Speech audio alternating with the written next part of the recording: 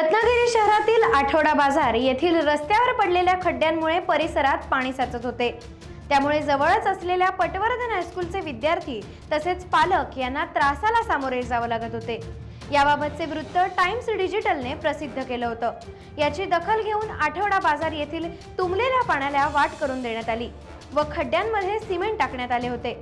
शुक्रवारी रात्री हे काम करण्यात आले व सिमेंट टाकलेला रस्ता पुन्हा खराब होऊ नये म्हणून तेथील वाहतूक बंद ठेवण्यात आली होती। मात्र आठवडा बाजारातच असलेल्या नगर परिषदेच्या कॉम्प्लेक्सच्या रस्त्यावर पडलेले सर्वसामान्यांना त्रासदायक ठरणारे मोठे मोठे खड्डे का बुजवले जात नाहीत असा प्रश्न सर्वसामान्यांना पडलाय।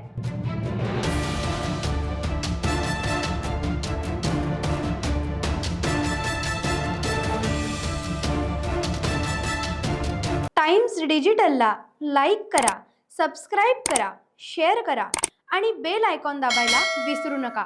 Times digital.